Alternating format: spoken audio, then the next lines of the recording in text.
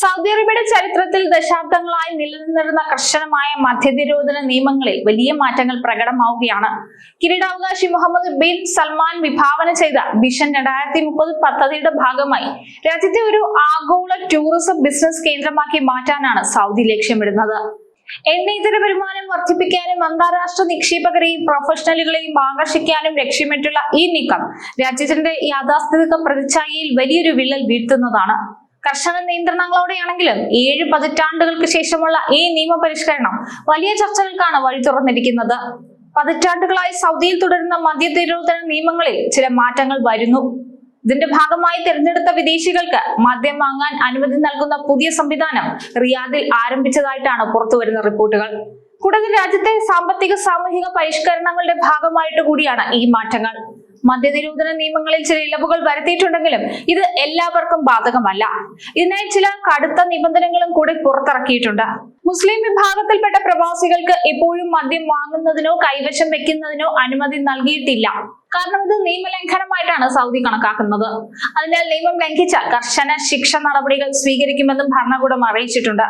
കൂടാതെ പുറത്തുവരുന്ന റിപ്പോർട്ടുകൾ പ്രകാരം പ്രതിമാസം കുറഞ്ഞത് 50,000 സൗദി റിയാൽ അഥവാ ഏകദേശം 11 ലക്ഷം രൂപയ്ക്ക് മുകളിൽ ശമ്പളമുള്ള വിദേശികൾക്ക് മാത്രമേ നിലവിൽ ഈ സൗകര്യം ലഭിക്കുകയുള്ളൂ. അതേസമയം സൗദി ഗവൺമെന്റ് നൽകുന്ന പ്രീമിയം റെസിഡൻസിയുള്ള പ്രൊഫഷണലുകൾക്കും നിക്ഷേപകർക്കും ഈ പട്ടികയിൽ മുൻഗണന നൽകുകയും ചെയ്യും. റിയാദിലെ ഡിപ്ലോമാറ്റിക് ക്വാർട്ടറിൽ പ്രവർത്തിക്കുന്ന ഈ ഔട്ട്ലെറ്റിന് ചില പ്രത്യേകതകളുണ്ട്. ഇതാണ് ആ ഔട്ട്ലെറ്റ് എന്ന് മനസ്സിലാക്കാൻ പ്രത്യേക ബോർഡുകളോ പരസ്യങ്ങളോ ഉണ്ടാകില്ല. ഔട്ട്ലെറ്റിനകത്ത് മൊബൈൽ ഫോണുകളോ ക്യാമറകളോ ഉപയോഗിക്കാൻ പാടില്ല. കൂടാതെ ഓരോ ഉപഭോക്താവിന്റെയും ഐഡന്റിറ്റിയും മതവും കൃത്യമായി പരിശോധിച്ച ശേഷം മാത്രമേ പ്രവേശനം അനുവദിക്കുകയുള്ളൂ എന്നും മന്ത്രാലയം അറിയിച്ചിട്ടുണ്ട്. അതേസമയം വിദേശ രാജ്യങ്ങളിലേതിനേക്കാൾ 2 ഇരട്ടി മുതൽ 3 ഇരട്ടി വരെ വിലയാണ് ഇവിടെ മദ്യത്തിന് നൽകേണ്ടി വരുന്നത്. സൗദി അറേബ്യ ആഗോള ടൂറിസം ബിസിനസ് കേന്ദ്രമാക്കി മാറ്റാനാണ് കിരീടാവകാശി മുഹമ്മദ് ബിൻ സൽമാൻ ലക്ഷ്യമിടുന്നത്. ലോകത്തിന്റെ വിവിധ ഭാഗങ്ങളിൽ നിന്നുള്ള വലിയ നിക്ഷേപകരെയും പ്രൊഫഷണലുകളെയും ആകർഷിക്കുന്നതിനും അവരുടെ ജീവിതശൈലിക്ക് അനുയോജ്യമായ മാറ്റങ്ങൾ വരുത്തുന്നുവെന്ന സൂചനകളാണ് ഇതുവഴി സൗദി നൽകുന്നത്. സൗദിയിലെ സാധാരണ പ്രവാസികളെ സംബന്ധിച്ചിടത്തോളം ഈ നിയമം വലിയ മാറ്റങ്ങൾ ഒന്നും തന്നെ ഉണ്ടാക്കുന്നില്ല. എന്നാൽ ലൈസൻസ് ഇല്ലാത്തവർ മദ്യം കൈവശം വെക്കുന്നതോ വിൽക്കുന്നതോ ഇപ്പോഴും സൗദിയിൽ വലിയ കുറ്റമാണ്. കണ്ടെത്തിയാൽ ചിലപ്പോൾ നാടുകടത്തൽ ഉൾപ്പെടെയുള്ള ശിക്ഷകൾ വരെ ലഭിച്ചേക്കാം. അതേസമയം വരും വർഷങ്ങളിൽ ജിദ്ദ, ദഹ്റാൻ തുടങ്ങിയ നഗരങ്ങളിലേക്കും ഇത്തരം നിയന്ത്രിത വിൽപ്പന കേന്ദ്രങ്ങൾ വ്യാപിപ്പിക്കാൻ സാധ്യതയുണ്ടെന്നാണ് റിപ്പോർട്ടുകൾ. സൗദി അറേബ്യയുടെ സാമൂഹിക പരിവർത്തനത്തിലെ ഏറ്റവും നിർണായകമായ ഒരു പരീക്ഷണമാണിത്.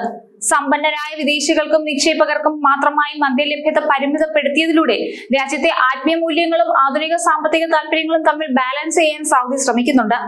സാധാരണക്കാരായ പ്രവാസികളെ സംബന്ധിച്ചിടത്തോളം ഈ നിയമങ്ങൾ പുതിയ മാറ്റങ്ങൾ നൽകുന്നില്ലെങ്കിലും രാജ്യത്തിന്റെ വിനോദസഞ്ചാര മേഖലയിലും ബിസിനസ് അന്തരീക്ഷത്തിലും ഇത് വലിയൊരു കുതിച്ചുചാട്ടത്തിന് വഴിയൊരുക്കിയേക്കാം.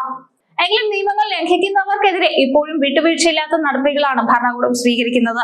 വരും വർഷങ്ങളിൽ കൂടുതൽ ടൂറിസ്റ്റ് മേഖലകളിലേക്ക് ഈ നിയമങ്ങൾ വ്യാപിപ്പിക്കുന്നത് സൗദിയുടെ ആഗോള പ്രതിച്ഛായയിൽ വലിയ മാറ്റങ്ങൾ ഉണ്ടാക്കും.